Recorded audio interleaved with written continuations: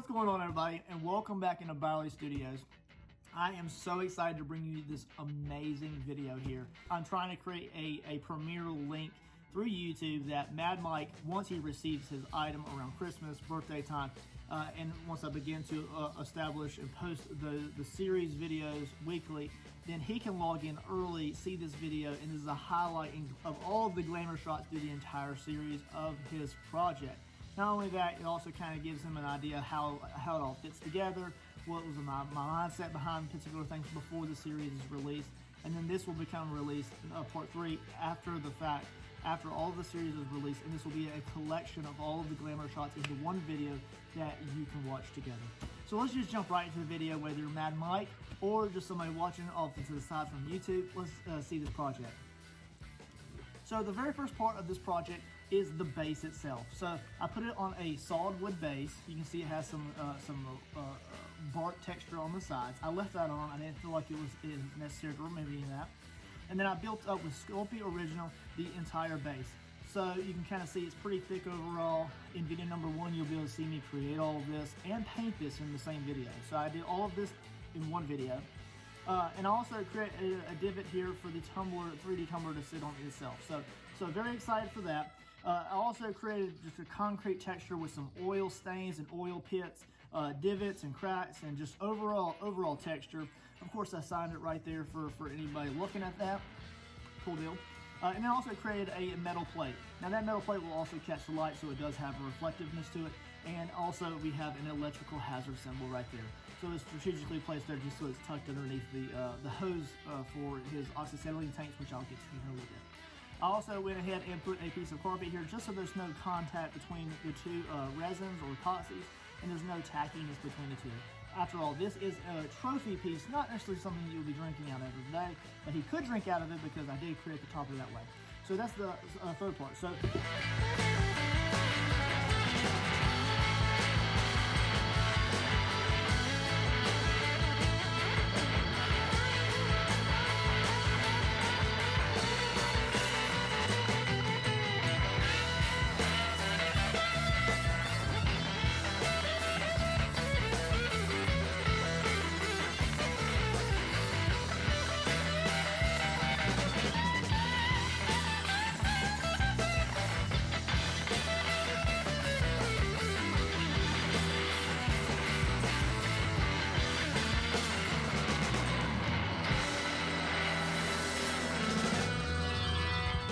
Number 2 is the actual sculpted tumbler itself. Now this is a bad mamma jamma. So we began by sculpting his boots, which are workman boots. I used my original workman boots. I wear Red Wings to kind of reference off of to sculpt this out.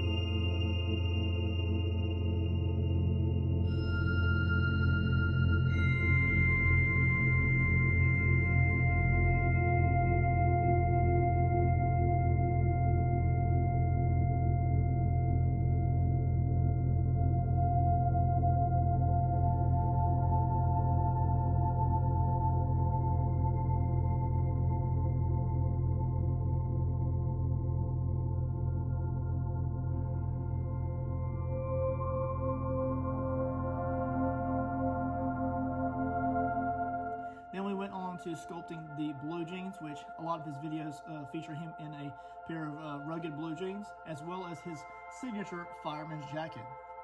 Of course, he does a lot of welding, so fireman's jacket makes sense. You know, keep some of the welding residue off of your skin, keep your arm hairs from being burnt off, any kind of grinding or anything like that, any kind of flames in the workshop that he may have going on. So it's a good idea. Also, it kind of sets him out apart from other people. So Mad Mike, this is a very cool feature.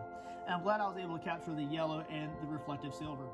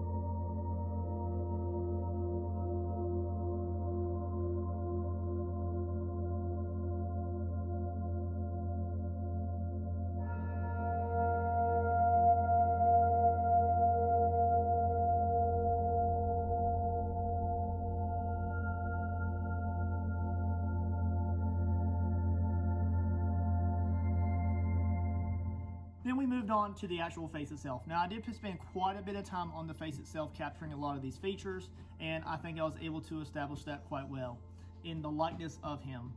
I think it looks pretty much like you, Mike. Yes, you look very good. Very handsome man. Very handsome man. So once this is done, we created the ears, created the hair across the back, and then we continued that up into the topper. So once the topper was actually completed, then I went back and I painted all of these in their individual videos. So those will also be released in a weekly fashion. So it's a pretty long series overall, but it's gonna give my YouTube channel just quite a bit of content. So that's the actual tumbler itself.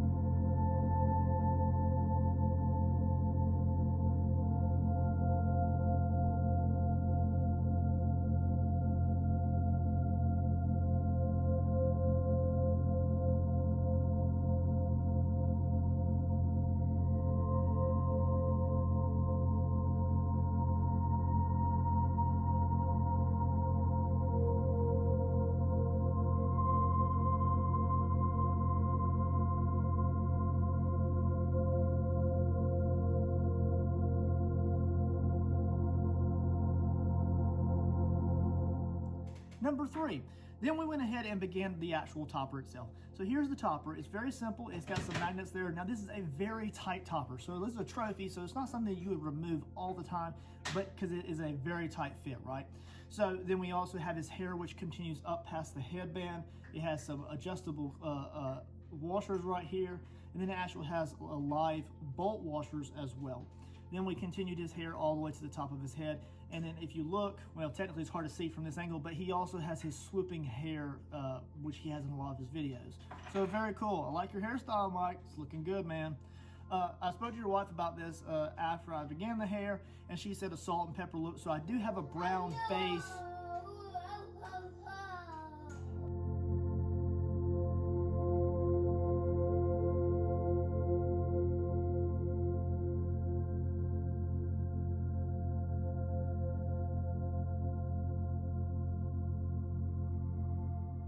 Sculpted the head and on up to the topper in the same video, right? 2 different videos in the sculpting, but then actually the painting is one video, so you'll see that when I release those. So the topper is very tight, right? And I did not want this to move around. It's got a lot of heft, a lot of weight to it, but I didn't want it to shift around a lot. So this is very tight. And now you can pop this out and you can wash it. You can put it all back together. This is designed obviously to be used with a straw, because I do have the port open for the actual straw right there. So it is a drinkable, functional tumbler. However, it's more of a trophy piece. So that's the way I kind of designed it. Functional, but trophy-ish. So we continued his headband all the way across. It's also coming across the front there. And then he has some metallic, metal painted adjustable washer bands here. And I gave those kind of a gear texture. I just thought they were pretty cool. Originally I was going to put these on the exterior as well, but we did not have enough bolt thread left. So these are very tight. We want to make sure that these don't back out over time, because the helmet would become loose from wear and tear. The helmet was actually the next portion of the build. This was probably one of the most challenging portions, except for the face itself. Not that each individual piece didn't take its own amount of time, but the helmet was just next level, because it's a lot of mixed mediums. So we sculpted the actual plate helmet in a curved fashion, and I baked it in a curve, which in itself was a challenge. It's something I've never done before, baking clay in not just a sculpted fashion, but in a thin layer in a certain pattern or shape, and having it hold that shape during the baking process without it destroying itself or breaking along the way, and it held quite well. Once that was done, I was able to build out the I-frame itself, and then also built these hinges. They are very similar to the hinges that you have on your helmet already, which is very cool. And along through this entire process, this is a welder's helmet, but to the next level, because you've already souped up your helmet in so many ways that this was a fun challenge. So satisfying, it's almost hard to let it go. So the hinges, of course, were a little bit of a challenge. I was able to repair this one hinge with some UV resin. You would never even know that it was broken unless I told you. The actual functioning door does move up and down like that. Now this will get worn with age, but I do have washers sunk into the clay to help avoid clay on clay contact or resin on resin contact, to avoid stickiness and tackiness between the pieces of resin if it's set for a long time in hot or cold shop, wherever you decide to put it. Not excessively hot, of course, but it is functional, so you'd be able to see your eyes of yourself through the actual visor right there. So a very cool functioning piece. I also have the majority of your decals on here. I was unable to put the one on the very bottom, because of the aspect ratio of the actual helmet. Mine's a little bit smaller than where yours is a little bit longer, just because that's the way it was. The tumbler is more of a bobblehead shape, so this is shortened as well. I also included that mesh wire right here where your mouth is. Very cool feature. So I was able to do something new with that, and it was mixed media. So that's actual wire. I also created those silver knobs on the sides. Those are very simple, but I thought to myself, even during the process, I said in the video, that if these were missing, you would notice. You know what I'm saying? You would notice that they're missing. And I'm just glad that I was able to include as many of those decals and stickers, and they kind of bring some color to the overall tone. you'll see through the process of that video that it took me just quite a bit of layers to get the green the way that I liked it to be. I know this is a little bit more grunge than what yours looks like, because I used a lot of brown washes in my processes just to give it that grunge look. I love grunge, I love blood, I love rustic things. So this is me, this is my art, right?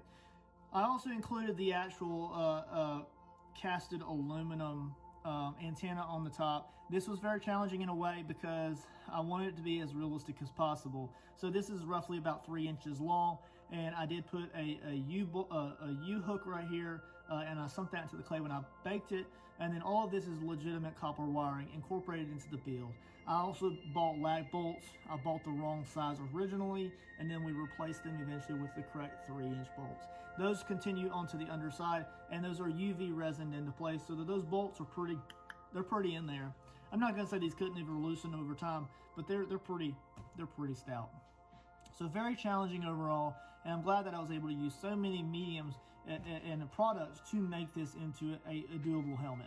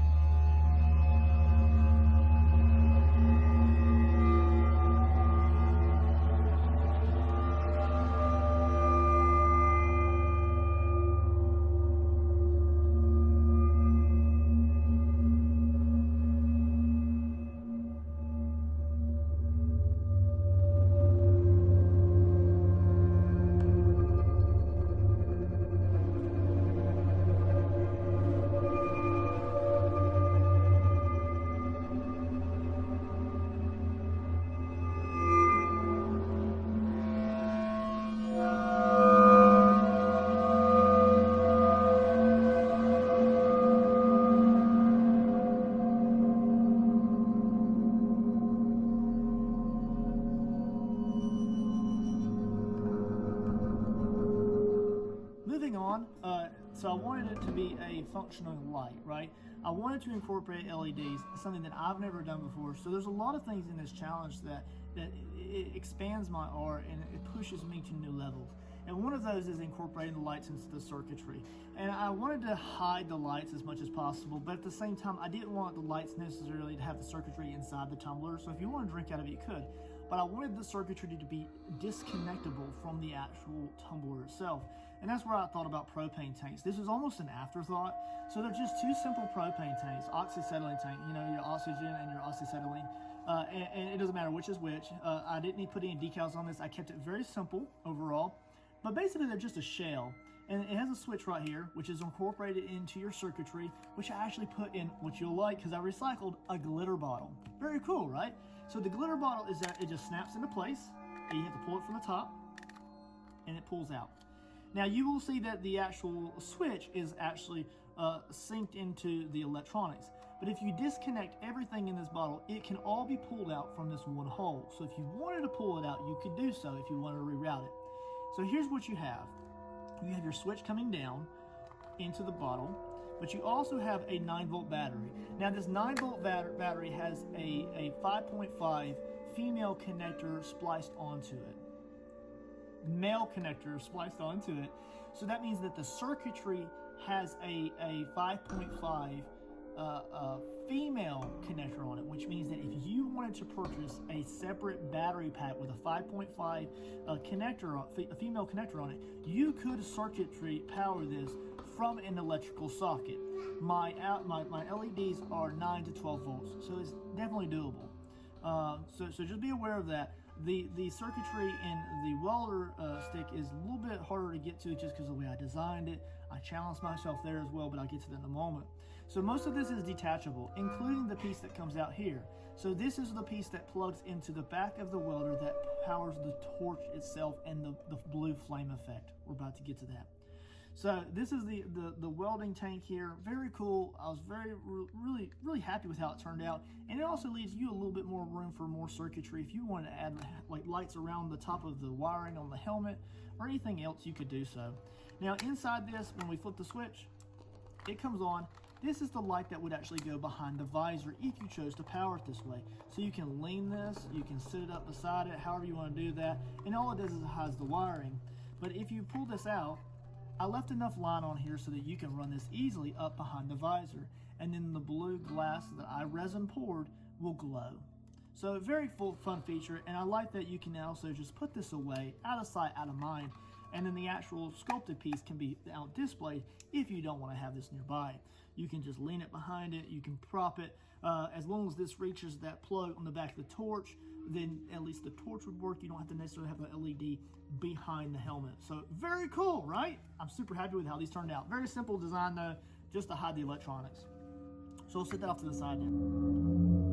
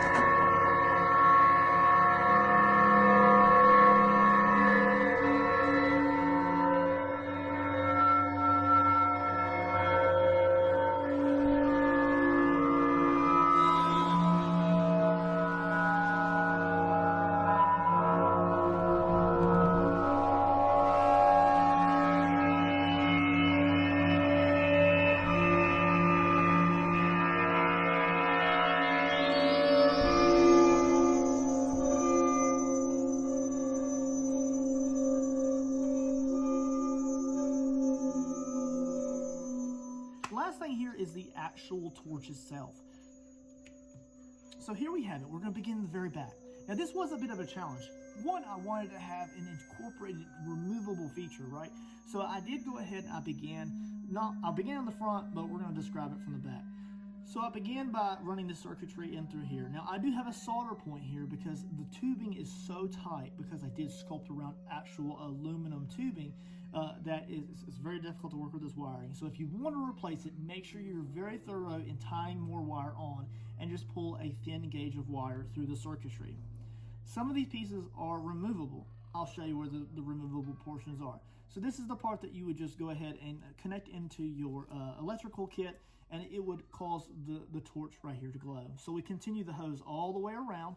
You're holding it. Make sure that hose don't get away from you. You don't want to trip over it. And then it continues down into a nice loop. I didn't want it just to come straight up. I thought that would just be too simple. So I wanted to incorporate a loop here, challenging myself yet again. So there are a few removable pieces here. This right here is one continuous piece. There is a seam here. Now, if you wanted to take like an oscillating saw or a rotary tool, you could technically open this seam up right here. You can open up this seam here around the bottom of the torch, and then you can also open up the seam around where the LED is. The UV resin there, not only is there a seam in the aluminum, but there's also a seam in the clay, and there's just a slight small ribbon of UV resin here to hold it all together. So that just means that you have room here to expand or replace wiring if you needed to. You just need to buy some UV resin and a UV light to patch it when you're done. So just remember that this was aluminum wire tubing that I had curved. There are some pinches here and there, but if you go with a small enough gauge of wiring, you're not gonna have any issues replacing anything if the LED were to go bad. Just be aware that that LED can go bad. If it does, then you can technically pull probably enough slack from that back portion right here up through the circuit to push that LED out enough to replace it. If not, just go with the flow and see how it features.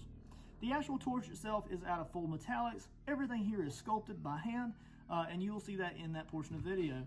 This is also a glow-in-the-dark UV resin. So if you have this in a highly UV lighted area, this will eventually glow. And you will also notice if you charge it, or if it's under strong lights throughout your shop or wherever you put it in the living room, then when you walk through the house, this will glow. Just be aware that it will catch your eye.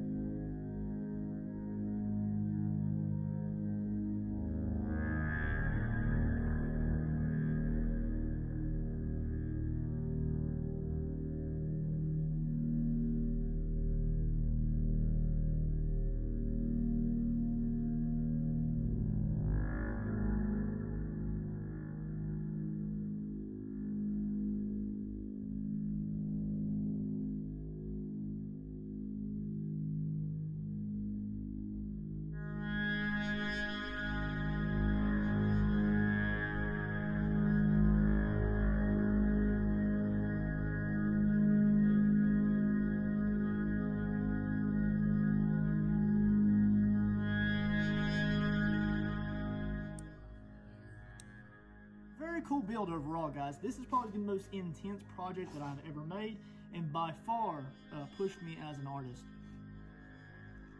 So I hope y'all really enjoyed this overall. So I've already showed you the actual highlight clips of each individual section as we went through, and I hope y'all really enjoyed those overall. So the last portion here is I'm just gonna hop off. We're gonna put a nice display blanket up, and I'm gonna show you how to put it all together. Let's get to it.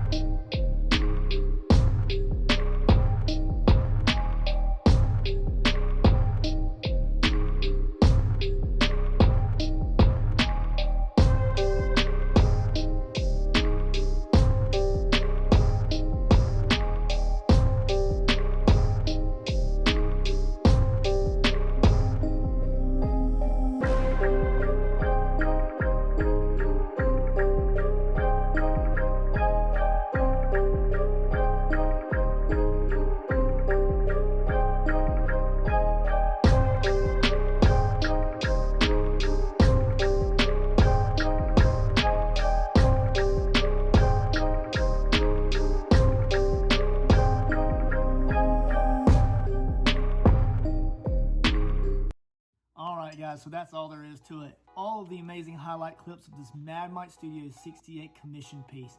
Again, I would like to appreciate his wife for requesting this, and it also pushed me so far as an artist. I'm so proud of how it turned out. Not only was I able to create an amazing series for you guys to watch here on YouTube, but I really do hope Mad Mike enjoys it as well. And I hope he enjoys his new commission piece of art. If you have any questions at all or want something built, definitely reach out to me. I'm always open for new commissions and custom pieces. But again, this is all about Mad Mike. So I appreciate what you do. I appreciate you friending me on TikTok, and I look forward to getting to know you and your art in the future. You take it easy. Oh gosh, I almost forgot. I built him one more thing. You thought I was done. You thought I was done? No, we're not done yet. So that's a trophy. Let's give him something to drink out of. And that's this right here. So let's jump into the side clip here, and I'm gonna show you how I designed this.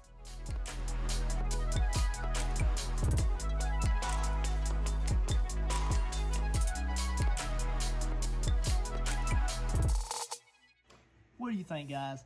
So I took some of the images that his wife sent me, and I kind of tinkered with them, moving them around. And not only that, I also maybe have tampered with his logo a little bit, and I incorporated him in this as well.